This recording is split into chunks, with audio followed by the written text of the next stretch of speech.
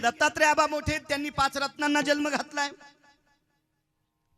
या भारतातले ते उज्ज्वल तारे आहेत, 5 बंधू, त्याबद्दल दुमत नाही. त्यांनी एका माऊलीला जन्म घातलाय. ती माऊली तुमच्या मरळगावच्या एका संसाराला भाकरी घालती. माझ्या आज लक्षात आलं मरळगोळी इतकी कस काय आली. हे काय गपळी झळकतीनं आपलं तुपलं वळकती आहे का नाही. विठाला विठाला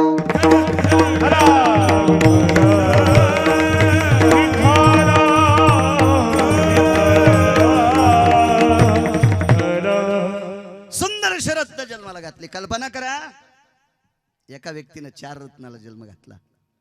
त्याही व्यक्तीची शरीराची माती होती. किती मोठं रत्न पहा. त्या व्यक्तीचं नाव आहे राजा दशरथ.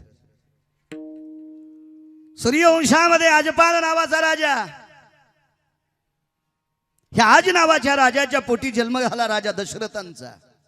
रघुवंशाना पुलित भयो भय शास्त्रानुमत जायन्ते वृष्णिरवयतति सुधायति काल रघुवंशाना पुनित भयो नक्त सुधायति कालति छंद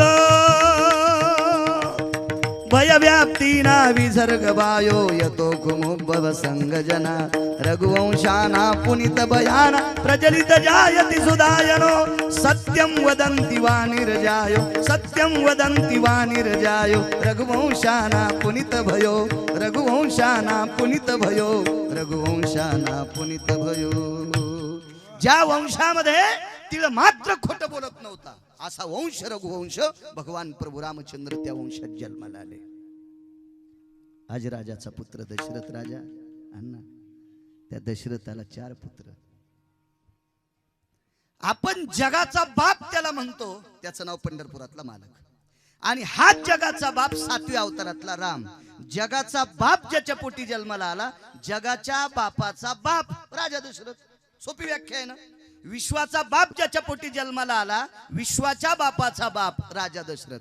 एक जण म्हणे, महाराज तुम्ही विष्णूला बाप कसं काय म्हणता. मग येड्या, तू ज्याच्या पोटी जन्माला आला तो हा बाप झाला. पण सगळ्याला ज्यानं जन्माला घातलं तो जगाचा बापच आहे ना. जगाचा बाप आहे जग. आणि याच्या पलीकडे सांगतो, आपले बाप आपल्याला मृत्यूच्या दाढेतून वाचू शकत नाहीत. आपले बाप आपल्याला जन्मही घालू शकत नाहीत. बाप जर जन्माला घालायचा असेल तर कितीतरी माणसं बापच होऊ शकत नाहीत. ही तर व्याख्या मानावं लागेल का नाही. कितीतरी असतील, कितीतरी कितीतरी कितीतरी. पण तो जो बाप आहे का जगाचा, त्याची सगळे सूत्र त्याच्या ताब्यात आहेत. तुम्हाला जन्माला घालणंही त्याच्याच हातात आहे. आणि कोण्या दिवशी तुमचं बॅलन्स संपल्यावर मळ्यात नेऊन फुकायचं हेही त्याच्या हातात आहे. सगळी सत्ता ज्याच्या ताब्यात आहे त्याला जगाचा बाप म्हणतात. जगाचा बाप. याच्या पलीकडे सांगू का, साजूकस थोडंसं वारं आहे. हे वारं जर बंद झालं तर सगळेजण उपरनं घेऊन रुमाल घेऊन घाम पुसतील अण्णा. पण हे वारं सुद्धा ज्याच्या सत्तेनं चालतंय, झाडाचं पान ज्याच्या सत्तेशिवाय हालत नाही, त्याला जगाचा बाप म्हणतात. वेदासी बोलणे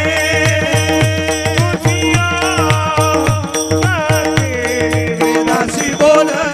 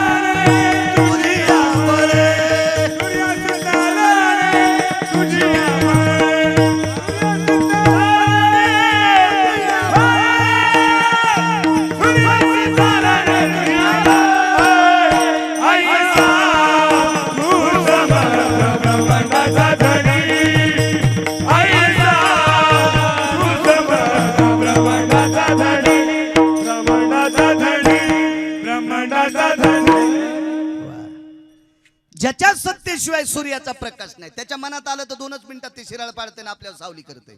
विज्ञानानं किती शहाणपणा केलाय सूर्य झाकणानं. झाकू शकतो का? अण्णा झाकू शकतो नाही. त्याच्या मनात आल्या 2च मिनिटात सूर्य झाकतून 2च मिनिटात पाऊस पडतोय. सगळी सत्ता त्याच्या ताब्यात आहे, त्याला जगाचा बाप म्हणतात. सगळे विद्वान जिथं नतमस्तक होतात त्याला जगाचा बाप म्हणतात.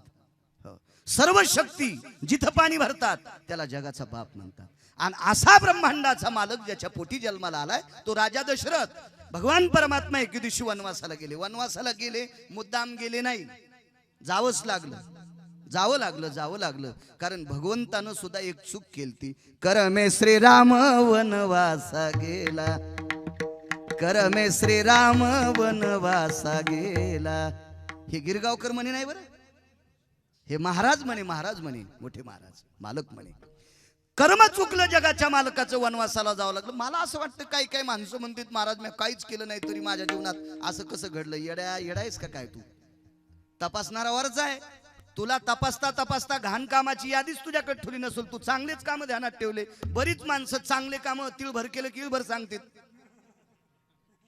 आणि जितके खराब कामं केले ते कोणी सांगतच नाही ना. ते नाही जरी सांगितले तर वरचा इतका हुशार आहे, त्याची लाईट जात नाही, त्याला लोड शेडिंग नाही, त्याची पेन संपत नाही, त्याचे कागद संपत नाही, त्याचे माणसं गैरहजर राहत नाहीत, ते ऑप्शन राहत नाहीत ना. त्यानं 2 माणसं लावून दिलेत. प्रत्येक माणसाच्या खांद्यावर 2 बसले. चित्राम गुप्तम भय आदिष्टितो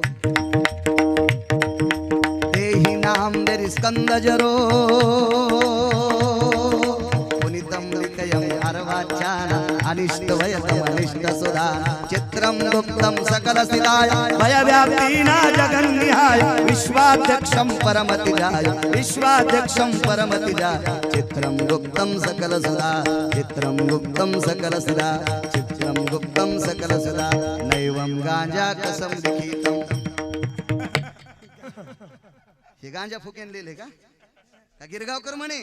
शास्त्र सांगतंय हे चित्र आणि गुप्त नावाचे 2 व्यक्ती ठेवलेत ना, हे सगळं लिहिते. तू अंधारात पुण्य कर, उजेडात पुण्य कर, अंधारात पाप कर, उजेडात पुण्य कर. काय करायचं असेल ते सगळं दोन्ही लिहित असतात. त्याची पावती बरोबर आहे, त्यानुसार सगळं होत असतं. तुका म्हणे देवा वरी का रुसावे, तुका म्हणे देवा वरी का रुसावे, मनाशी पुसावे काय केले. आपल्या मनाला विचारलं पाहिजे आपण किती पुण्य आणि किती पाप केले, त्यानुसार आपल्या जीवनाच्या घडामोडी चालत असतात. जगाचा मालक हे विश्व त्याच्या ताब्यात, त्याला देव म्हणतात. त्याचं एक कर्म चुकलं, त्याची चूक करायची माझी काय लायकी? मी त्याचंच नाव घेऊन 2 टायमाच्या भाकरी खातो.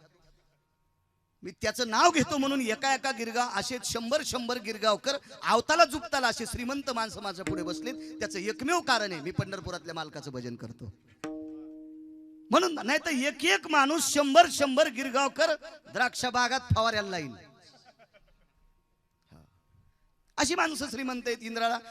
इंद्रालयाचं वैभव ज्यांच्याकडे अशी लोक आहेत. पण तुम्ही तरी पण इथं बसलात की फक्त मी त्याचं नाव घेतो आणि 2 टायमाच्या भाकरी खातो. त्याच्या विरोधात कसं जाता येईल? पण शास्त्र त्याच्या विरोधात गेलं ना. आपण काय अण्णा काय बोलणार आहेत आपण? कर्मे श्रीराम वनवासा गेला. वनवासाला गेले प्रभू रामचंद्र. सोबत आईसाहेब आहेत. आईसाहेब म्हणजे पैशाची मालकीन, जिला आपण लक्ष्मी म्हणतो. परवाला पूजन आहे तिचं, ज्याला धनत लक्ष्मी कुबेर पूजन म्हणतात. खरं भारतीय संस्कृतीतलं लक्ष्मी पूजन परवाला. एरवी जे आपण पूजन करतो ना, हे तुम्ही आम्ही निर्माण केलेली पूजन आहेत. श्यामबाला नावाची कन्या होती बरं का, आणि काय त्या ठिकाणी माहेरी गेली बरं का, आणि माहेरातून एक मिठाची घागर आणली बरं का. काय सर्व स्वराज्य तिचं सगळं वाया गेलं बरं का. परचक्र वेढलेलं आहे आणि सगळं राज्य निघून गेलं बरं का. पण सैन्य बोलावलं आणि सैन्याच्या हातात एक मिठाचा खडा दिला बरं का. त्या सैन्याने एक मिठाचा खडा खाल्ला. त्या सैन्याला अशी ताकद आली, पुढच्या सैन्याला मारलं आणि राज्य पुन्हा परत आलं. इति श्यामबाला चरित्र यो. सुंबळ्या, मिठाच्या खड्यानं जर सैन्याला ताकद आली असती तर भारताच्या जवानांना तोफान बंदुकी द्यायचं काय कंपड असतं? मिठाचे पोतेच पाटिले असते. मीठ खान बाका बाका हाना.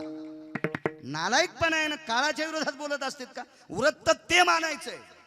मी वृत्त मानू नका असं कधीच म्हणणार नाही, पण वृत्त ते मानायचे की ज्या वृत्ताला साक्ष पुरावा मोहर ज्ञानोबा तुकोबा आहे, नामदेव आहे, चोखोबा आहे, नाथबाबा, सावता महाराज, सेना महाराज, कबीरदास महाराज, रविदास महाराज, मीराबाई, जनाबाई, मुक्ताबाई, सखुबाई या लोकांनी ज्या वृत्ताला पुरावा दिला तेच वृत्त आपण मानायचं.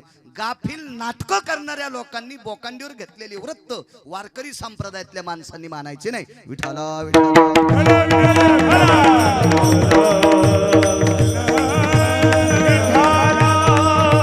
उद्याचं जे लक्ष्मी पूजन आहे ते शास्त्रोक्त शुद्ध जो शास्त्रात ज्याला आधार आलाय ते लक्ष्मी पूजन.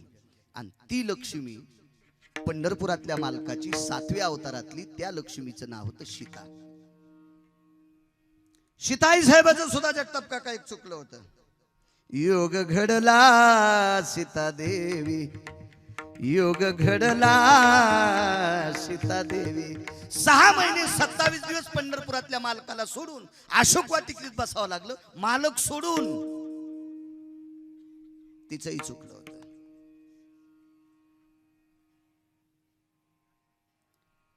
ज्याच्या पोटी जगाचा बाप जन्माला आला तो राजा दशरथ.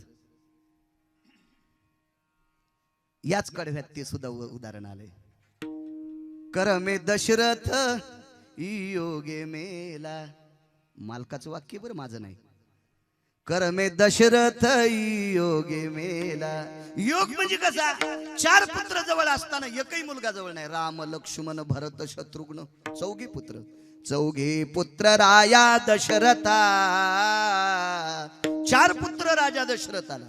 4 जवळ असताना एकही जवळ नाही, एकही जवळ नाही, एकही जवळ नाही. बरं, सामान्य होते का? राजकारणातली धुरा सांभाळत असताना प्रभू रामचंद्र डोक्याच्या केसा इतकं सुद्धा खोटं बोलले नाही. खरं तर राजकारणात 13% पाप जमतंय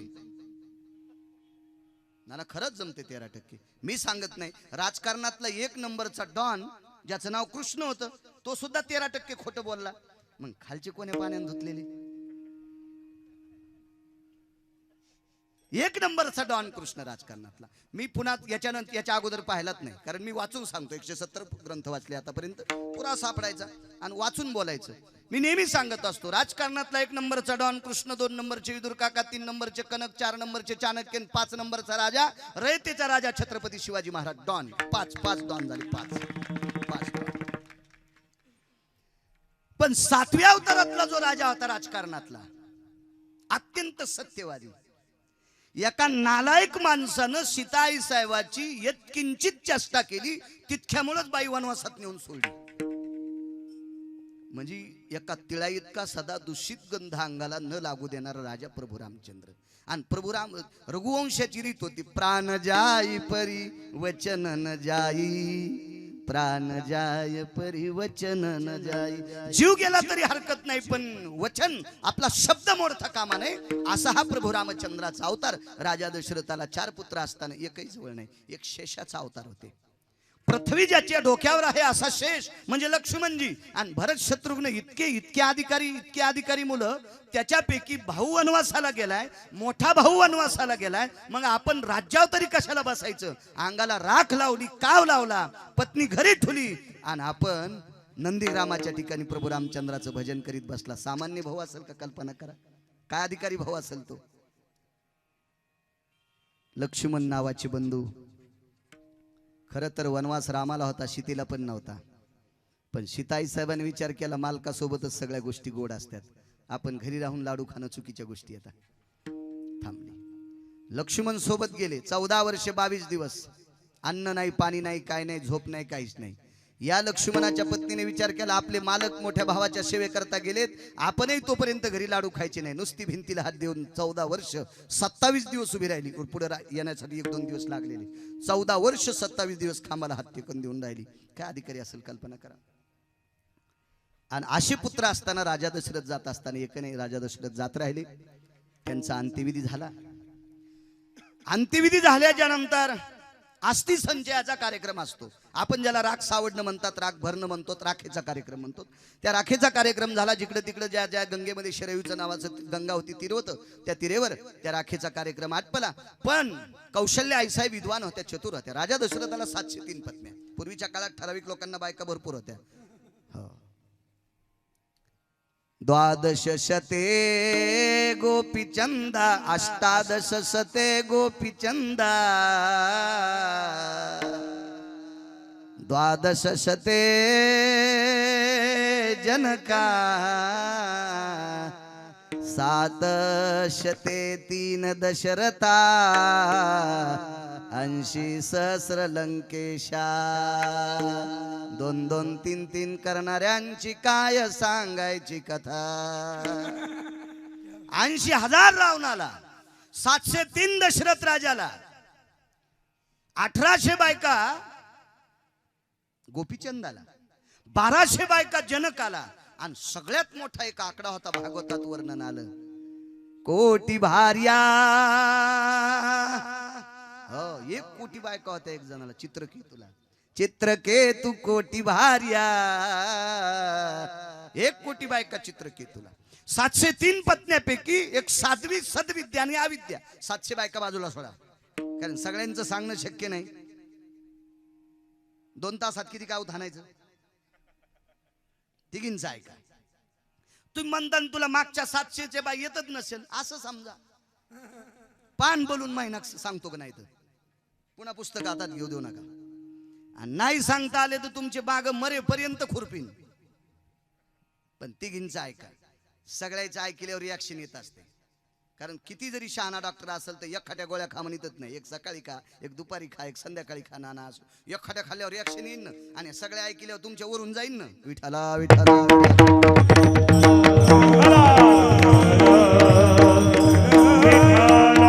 साध्वी सद्विद्या आणि अविद्या साध्वी कौशल्या सद्विद्या सुमित्रा आणि अविद्या ती दिसायला सुंदर होती म्हणून दशरथ राजाने केली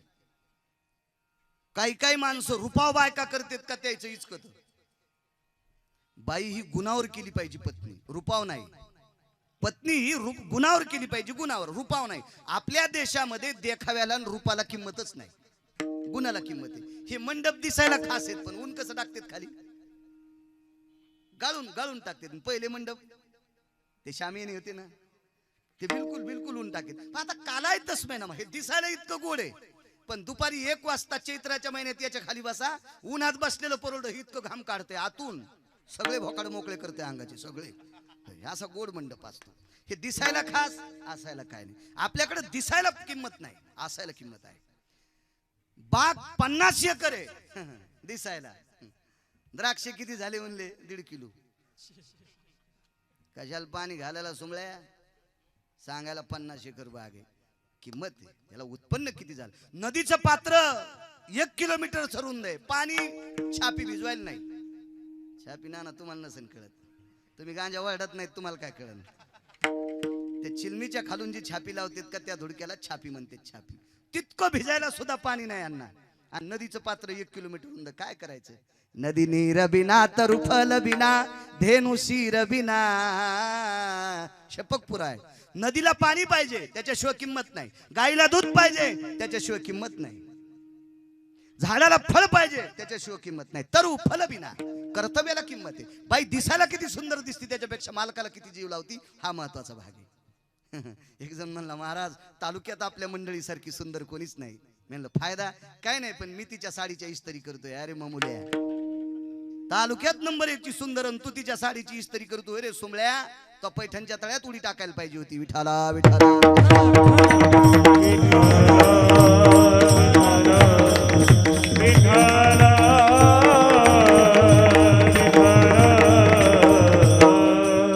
अविद्या कणे तो लग्न झालं का रे त्या दिवशी माळ घातली काका त्याने शिवगिरी बाबांच्या तिथं आम्ही गेलतो ते कॅमेरा घेऊन होता त्याला म्हणलं तुला माळ आहे का रे ते म्हणलं नाही म्हणलं याच्यानंतर कॅमेरा कीर्तन करायच्या पुढे टाकायचं दुसऱ्या दिवशी लगेच शिवगिरी बाबाच्या हाताने त्याने माळ घातली मला काल फोन केला म्हणे माळ घातली आता काय नाही तुला बायकोही चांगली पाहू आम्ही काळजी करू नकोस विठाला विठाला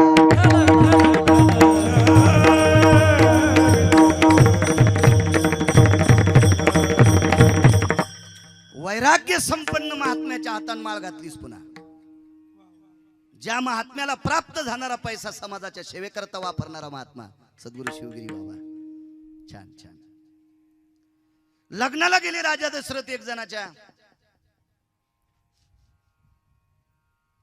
आणि त्या लग्नात गेल्यावर एक नवरीच्या संग ज्या पुरी फिरतात त्याला तुमच्याकडे काय म्हणतात कलवऱ्या ती करोली नाना सुंदर दिसली आणि दशरथ राजानं तिच्या वडिलाला मागणी घातली ही मला पत्नी असावं तिच्या बापाला वाटलं वा वा, अयोध्येचा राजा आपल्या जावई व्हायला, देऊन टाकली. खरं तर दशरथ राजानं तिच्यासोबत लग्न करायला नव्हतं पाहिजे, कारण कैकई इतक्या नालायक बाईच्या पोटी जन्माला आलती की तिच्यासारखी नालायक जगातही बाई नव्हती. विठाला विठाला.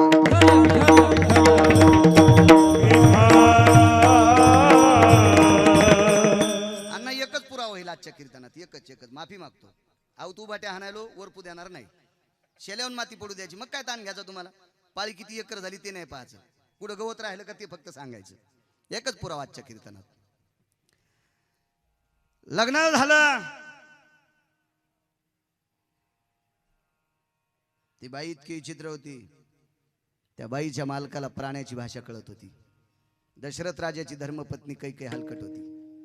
का हलकट? आईचा दुर्गुण तिच्यावर पडला. तुम्ही अजून मी लक्षात घ्या, स्त्री जर चांगली वागली तर दोन घराचा झेंडा लावती. बापाकडचं नाव वाढतंय, सासऱ्याकडचं नाव वाढतंय.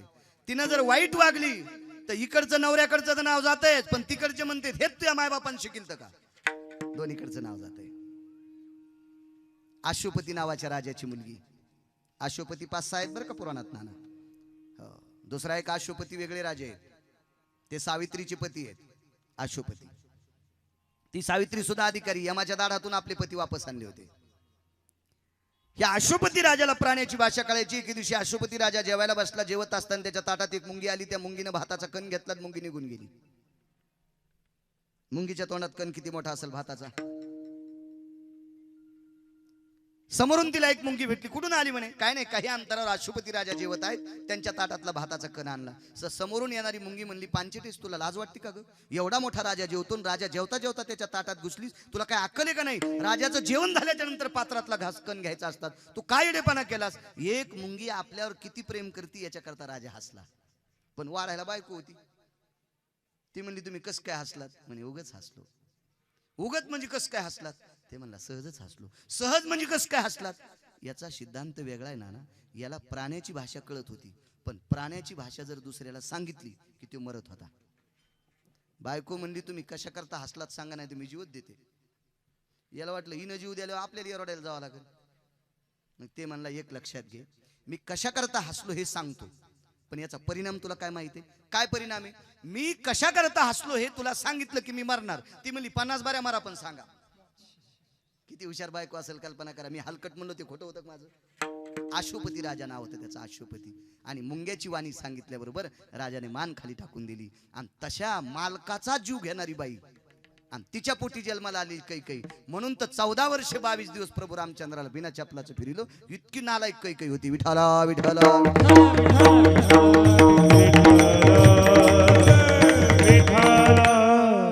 राजा दशरथ गेल्याच्या नंतर अस्थी ज्या होत्या एका कोऱ्या गाडग्यामध्ये ठेवल्या. गाडग धर्मशास्त्रामध्ये बऱ्याच ठिकाणी त्याची वर्णी आली. गाडग्याला किंमत आहे. 14 ठिकाणी गाडग लागते. याच्यातला कोणी नाही मानला तरी लागतं, मान्यच करावं लागतं. 14 ठिकाणी गाडग लागते. मंदिराला जर कळस बसवायचा असेल, आता कुठं कुठं मिळत नसेल किंवा तितकं तोंड पुरत नसेल किंवा तितकी विद्वत्ता नसेल, हा भाग सोडून द्या. पण कळसाच्या पूजेला 81 बोळके लागत असतात मातीचे.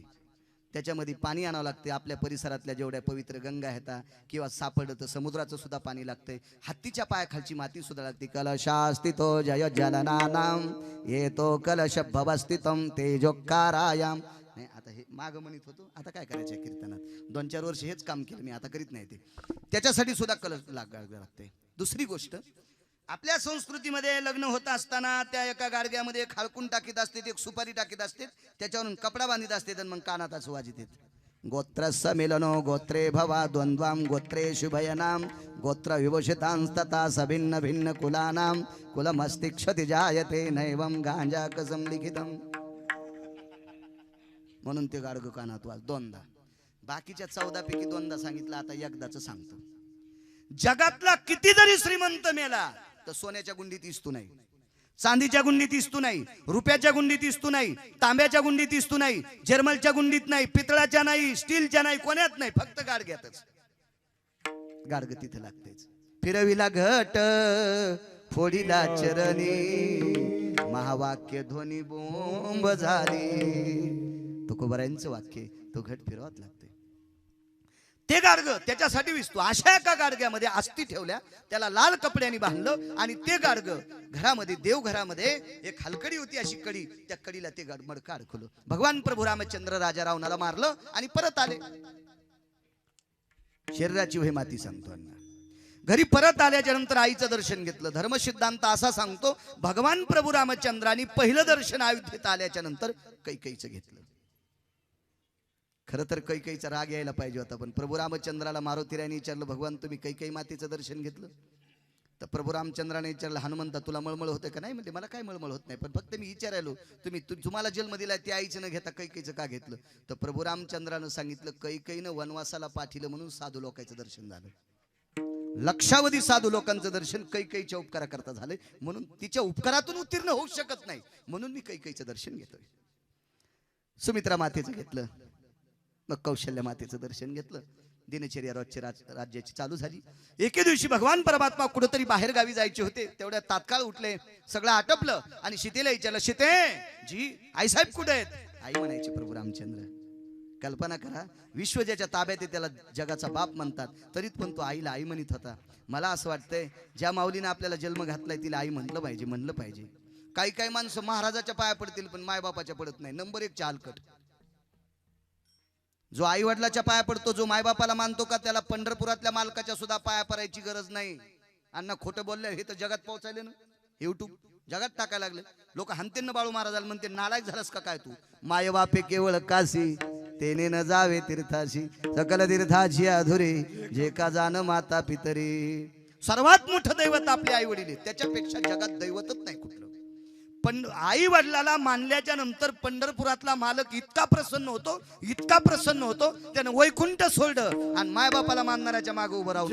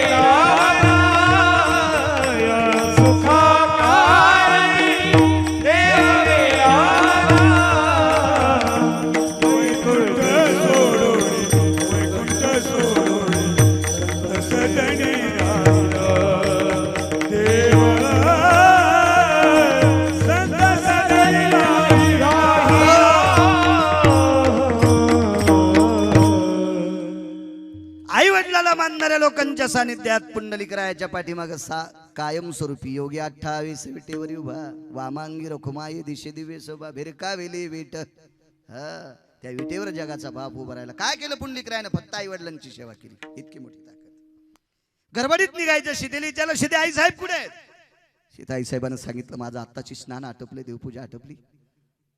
देवाची बायको देवपूजा करते. एकदा वैकुंठात नारद गेले. नारदाने आईसाहेबांना विचारलं, आईसाहेब मालक कुठे आहेत?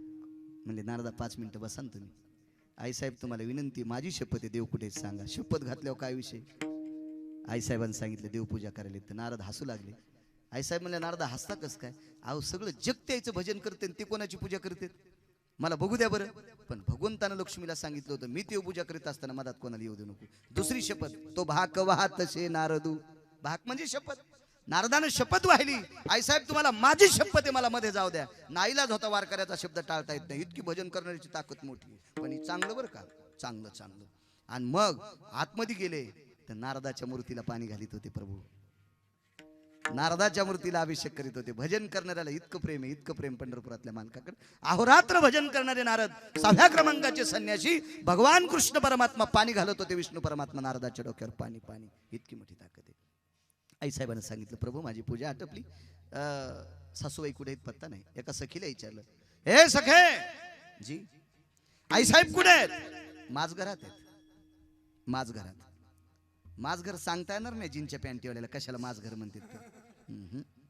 हे आपल्याला हेच घर माहित आहेत ना दुसरे, त्याच्यामुळे माझघर, राणीवासा हे काय माहित होणार आहेत? हे जुन्या काळातले शब्द आहेत. आणि झालंय कसं माहितीये का, आपले शब्द फुकून दिले आणि दुसऱ्याची बोकांडीवर घेतले.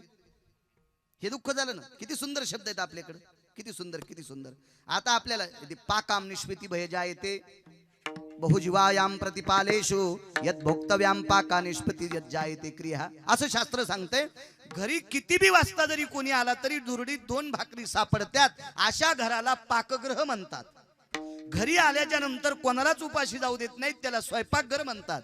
घरी फक्त नवरा बायकोच खातेत, त्याला किचन घर म्हणतात. दोघांचीच किचकिच चलते, 2च तोंडन खिचडीन बोंड, त्याचं नाव किचन, त्याचं नाव किचन. कोणी जरी आला तर पाकाम निष्पत्ती भयच ते जायम वैशानर वसुदेश कालम भोक्तव्याना सकल सुदाना जठरानुलयव तृप्तम वासम. तुम्ही मदत केल्यावर मनी जात जाईन ना, मी कधी कधी मदत. हे जठराग्नी तृप्त करण्याचं ठिकाण त्याला पाकगृह म्हणतात. चुलीत घातलं स्वयंपाकघर, चुलीत घातलं किचन. म्हातारी मंदिरात पोत घेऊन, आणि हे ज्या घरात झोपते त्याला बेड म्हणते. राणी वसा माझघर, फार सुंदर नाव होती पूर्वीच्या काळातले, सुंदर सुंदर.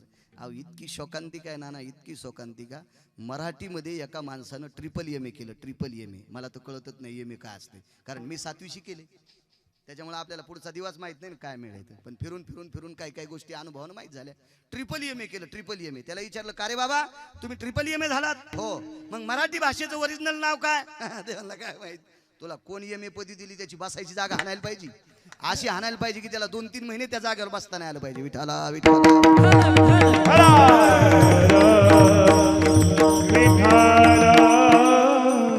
माणसानं निश्चित दुसऱ्याच्या रानात नांगर हाणावा, त्याबद्दल दुमत नाही, पण आधी आपलं नांगरावं. आधी आपलं नांगरावून मग शेजाऱ्याची तर ट्रॅक्टर पाठवा. आपलं तसंच बंजाड्याला ठेवलं, म्हणलं मी तर सकारामता त्याचं नांगरायलो. मरतेन तू एकीडे येड्या, आधी घरचं नांगर न आणि मग तिकडे जाय. तर आपलं परिपूर्ण पाठ असावं आणि मग दुसऱ्याचा अभ्यास करावा. आपलं परिपूर्ण पाठ असावं मग दुसऱ्या. बाकीचे धर्म काही वाईट सांगतात असा विषय नाही, पण आधी आपल्या धर्माचं अनुकरण करायचं, मग दुसऱ्या धर्मात काय चाललंय ते बघायचं. आपला मिळच नाही, गोदड पांघरून झोपला आपल्या टायमाला, आणि दुसऱ्याचं शास्त्र घेऊन वाचायला किती मूर्खपणाचा टोक आहे. सखे आई साहेब कुठे आहेत? माझ घरामध्ये. भगवान माझ घरात गेले, तिथं पाहिलं आई साहेब. आता आई साहेब देवघरात येतात. दुरून भगवान प्रभू रामचंद्रानं आईला पाहिलं. ती आई एका त्या कलशाला नमस्कार करत होती. वरी टांगलेलं मातीचं गाडगं होतं, त्याला लाल कपडा बांधलेला होता, आणि त्याला त्या गाडग्यामध्ये राजा दशरथाच्या अस्थी होत्या. राखुंड होतं, राखुंड. शरीराची वय माती. हा भंग आहे आपला. कौशल्या मातेनं नमस्कार केला, पण कौशल्या माता नमस्कार करत असताना त्या मडक्याला नमस्कार केला की तिचे डोळे पाण्यानं डबडबायचे. पण पाठीमाग पावलाची चाहूल लागली. आपल्या मागून कोणीतरी येते. तात्काळ पांघरता पदर घेतला आणि डोळे पुसले. मागे पाहिले तर रामचंद्र. राम आलात? जी आई साहेब, जी जी जी. आई दर्शन घ्यायचे, घ्या. कौशल्या मातेचं दर्शन घेतलं. वेळ फार गडबड होती प्रभू रामचंद्राच्या पाठीमागं, वेळ नव्हता. तरी पण तितक्या वेळात प्रभू रामचंद्राने आईला विचारलं, आई ग एक विचारू तुला? ते वरी बांधलेल्या त्या गाठोड्यात काय तू त्याचं दर्शन घेतलंस? मी बघत होतो, तू 5 मिनिटं त्याला नमस्कार करत होती, काय त्याच्यामध्ये? असू दे रामा, तुला गडबड आहे माय, तू जाय. नाही आई एक सांग ना मला, सांग ना ग आई, आई सांग ना ग, काय त्याच्यामध्ये काय? असं उकसाबुकसाच्या नंतर कौशल्याचं अंतकरण डबडबलं आणि कंठ दाटून आला. रामा, ज्याच्यापासून तू जन्माला आलास, ज्याच्यापासून तू जन्माला आलास, त्या पित्याच्या अस्थी याच्यात ठेवलेल्या आहेत, राजा दशरथाच्या. ठीक आहे आई साहेब, काय हरकत नाही. दौरा कॅन्सल केला. महर्षी वशिष्ठांची पाय धरले. सूर्यवंशाचे कुलगुरु गुरुदेव, आज आईच्या दर्शनाकरता गेलो, काही गडबडीत होतो, पण ते काम बाजूला सारलं आणि माझ्या आईनं एक कलशामध्ये माझ्या बाबांच्या अस्थी ठेवल्यात, राजा दशरथांच्या. याचं काय करायचंय? रामचंद्र, तुम्ही 4घे पुत्र एकत्र येऊन ही अस्थी पाण्यात विसर्जित करावा अशी आईची मानसिकता. याच्याकरता एक मुहूर्त काढू आणि त्या मुहूर्तावर अस्थी विसर्जित करू. ठीक आहे म्हणे, काय हरकत नाही. शरयूच्या तीरावर असा सुंदरसा दिव्य मंडप दिला. शरीराची होय माती सांगतोय. किती मोठ्या माणसाच्या शरीराची माती होती. दिव्य असा सुंदरसा मंडप दिला. त्या मंडपामध्ये ऋषी मुनी योगी जपी तपी संन्यासी अनुरागी महान लोक होते, पिंडाचे तर्पणाचे मंत्र म्हणण्यासाठी. काही काही माणसं नुसतं तर्पण करतात. तर्पण कसं असतं माहितीये का? पिंड करायची नाही, काय नाही, काय नाही, काय नाही. दक्षिणेकडे तोंड करायचं आणि तर्पण करायचं. विधियाम विधी निषदो भय जायतो कृतुनायाम यज्जायतो पिंडोदक पिंडो वैशान्नरोस्तते वचः पितृलोकोर सुखिर शांतिर शांतिर भो जायते यत् कुटुंब्या सर्व स्थितानाम शांतिर प्रणौच्यते. हे असे सुंदरसे हे तर्पण विधी असतात. तिकडे तोंड दक्षिणेकडे तोंड करून करायचं. आता इथं कोणती दक्षिणे मला काही कळणार नाही, पण ते तसं बसत असते. आणि मग एरी जर पिंड करायचे असतील तर पिंड कोणते, गव्हाचे पिंड, कणकीचे पिंड किती, तांदळाचे पिंड किती, असं त्याच्या पाठीमागे शास्त्र आहे. लाल कपडे किती घ्यायचे, त्याचे किती हिरवायचे, काग श्राद्ध कसं, हिरण्य श्राद्ध कसं, शंख श्राद्ध कसं, त्याचे नाना प्रकारची विधी असतात. काही काही विज्ञानवादी माणसं म्हणतात पित्र घातल्यानं बाप जेवत असतो का? जेवत असतो रे सुमळ्या, जेवत असतो. जरा हिशोबात राहत जाय. 2-4 वर्ग शिकला, मोठा झाला, 1.5 लाख रुपये पगार कमायला म्हणजे पंढरपुरातल्या मालकापेक्षा मोठा झाला नाही सुमळ्या तू. माणूस किती जरी मोठा झाला तर देवापेक्षा नाना मोठा कसा होईल माणूस? होऊ शकत नाही. कसं होऊ शकेल? अद्याप नाही, अद्याप नाही. त्याच मालकाची सत्ता आहे. अहो मला सांगा, तुम्ही एवढे जण माणसं, मी पुन्हा पुन्हा उच्चाटन करतोय की तुम्ही हजारो गिरगाव करायला, अवताला झुकताला अशी श्रीमंत माणसं आहेत, तरी पण माझ्या पुढे बसलात. त्याअर्थी मी मोठा नाही. मी जरी मला तुम्ही मोठं समजित असाल, पण हे स्पीकर किती दिवस चालू ठेवायचे हे त्याच्या हातात आहे. साळुंकी मंजुळो बोलत शेवानी बोलविता धनी वेगळाची. त्याच्या मनात आलं त्यानं आताच्या आता जर कंठ दाबला तर तुम्हाला सगळ्याला पोस्ट टाकावं लागेल. आदरणीय हरिभक्तीपरायण बाळू महाराज गिरगावकर गेले. मी येरी म्हणालो कीर्तनापुरतं. आणि जरी गेलं तर टाकावं लागेल का नाही? टाकावं लागेल का नाही? ही सगळी त्याच्या हातात सत्ता आहे ना. तुमच्या आमच्या हातात काहीच सत्ता नाही, काहीच नाही, काहीच नाही. अहो विज्ञान जिथं डोकं टिकते तिथं सगळं संपलंय. एका श्रीमंत माणसाचं पोरगा अपघातात पडलं, मी नेहमी सांगत असतो तरी पण सांगतो. एका श्रीमंत माणसाचा मुलगा अपघातात पडला. त्याला काही मित्रांनी त्याला हॉस्पिटलमध्ये नेलं. पैशावालं होतं, कधी बी पार्ट्या द्यायचं धाब्यावर, त्याच्यामुळे सगळ्याच्या ओळखीचं होतं. हॉस्पिटलमध्ये नेल्यानंतर तिथल्या तज्ञ डॉक्टरनं सांगितलं याचा इथं मेळ बसत नाही, चेन्नई, मुंबई, हैदराबाद असं कुठेतरी, दिल्ली वगैरे घेऊन जा. एअर ॲम्ब्युलन्स बोलवली, तिथं नेलं. 5-25 डॉक्टर होते तपासायला. वडील फार श्रीमंत होते, 1200-1300 कोटी रुपयाची प्रॉपर्टी होती. ही सगळी प्रॉपर्टी भरपूर असल्यामुळे मुलगा एकुलता एक होता. किती डॉक्टर आहेत म्हणे? 25 ब्रीफकेस आणल्या. 25 ब्रीफकेसमध्ये 2-2 किलो सोनं टाकलं. ऑपरेशन थिएटर मध्ये डॉक्टर जात असताना एक सुटकेस एका डॉक्टरच्या हातात दिली. त्या डॉक्टरला अनावधानानं त्यांच्या लक्षात आलं ऑपरेशन किट याच्यात असेल, म्हणून ते घेऊन गेले. सोनं जर असतं तर त्या मध्ये नेलं नसतं. 24 डॉक्टर मध्ये गेले. सर्वांचा बॉस होता. व्हीलचेअर होते, वयस्कर डॉक्टर होते. 2-4 मागं पुढे डॉक्टर चेअर लोटीत ऑपरेशन थिएटरच्या तोंडाशी आली, दाराशी. तेवढ्या अवकाशात मुलाचे वडील समोर आले आणि ब्रीफकेस डॉक्टरच्या हातात दिली. डॉक्टरनं हात लावायच्या अगोदर विचारलं याच्यात काय?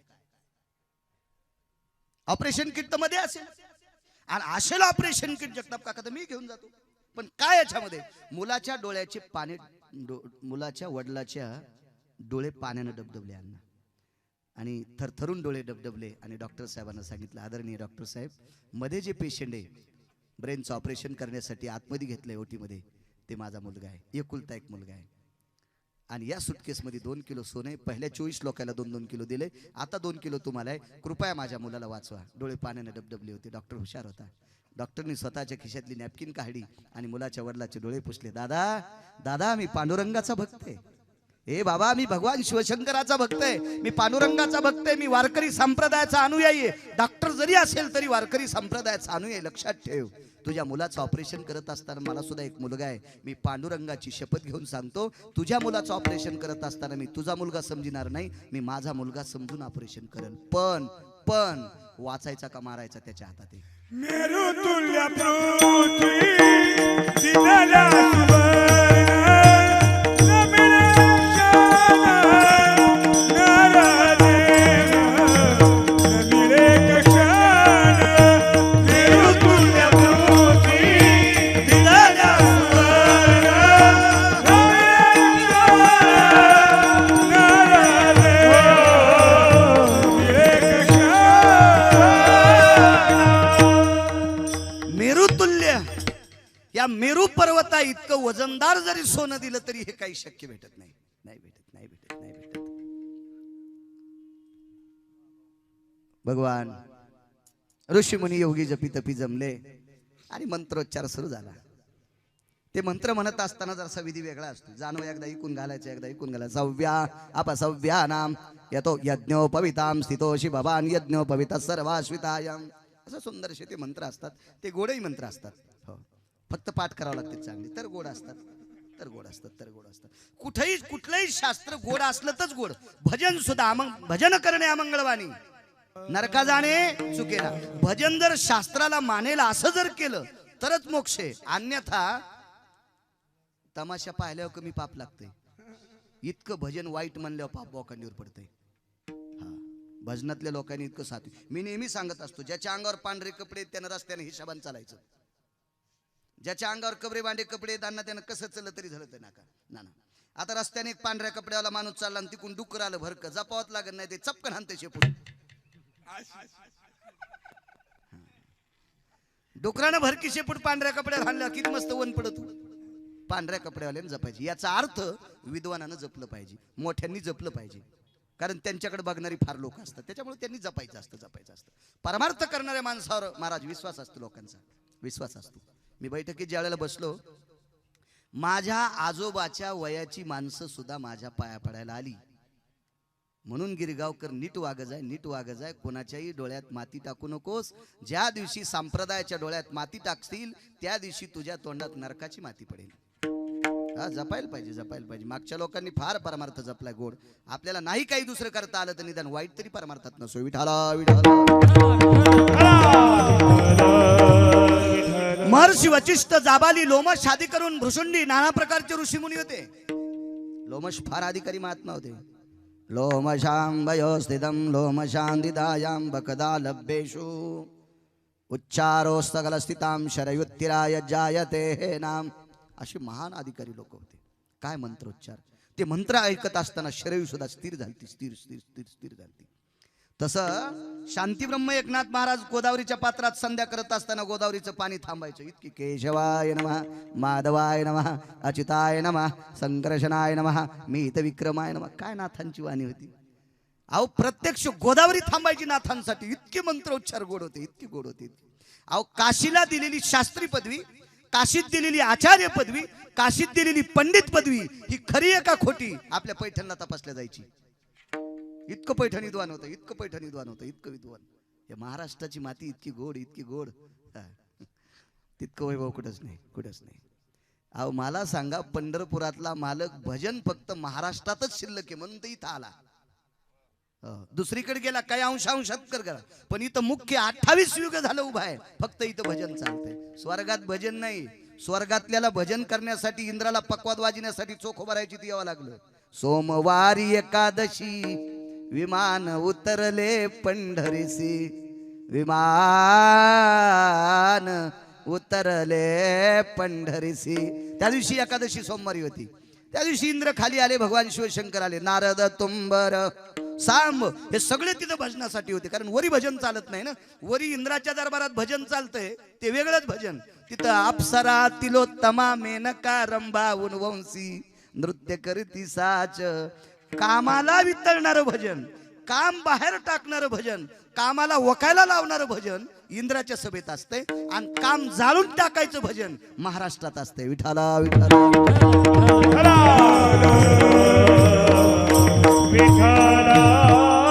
आस्तीचा कलश घेतला. राजा दशरथाचे 4 पुत्र राम, लक्ष्मण, भरत, शत्रुघ्न. शरीराची वय माती. 4 सुना सीता, श्रुतकीर्ती, उर्मिला, मांडवी. या 4 सुना, 4 पुत्र. 4 जणांनी असा कलश हातात धरला. 4 सुना आणि 4 पुत्र शरयूच्या पात्रात प्रवेश केला. शरयूच्या पात्रात प्रवेश केला. कमरे इतकं पाणी असेल त्या पाण्यात भगवान प्रभू रामचंद्र उभे आहेत, लक्ष्मणजी उभे आहेत, भरतजी उभे आहेत, शत्रुघ्न उभे आहेत, श्रुतकीर्ती उभी आहे, सीता उभी आहेत, मांडवी उभे आहेत, उर्मिला आई साहेब उभे आहेत, लक्ष्मणाची पत्नी उर्मिला. 8 जण. कलशावरचा कपडा सोडला आणि कलश असा पालथा करणार तेवढ्या अवकाशात शरयू नावाची गंगा रडत होती. शरयू नावाची गंगा. तिला आज 2 आनंद आहेत. 2 आनंद.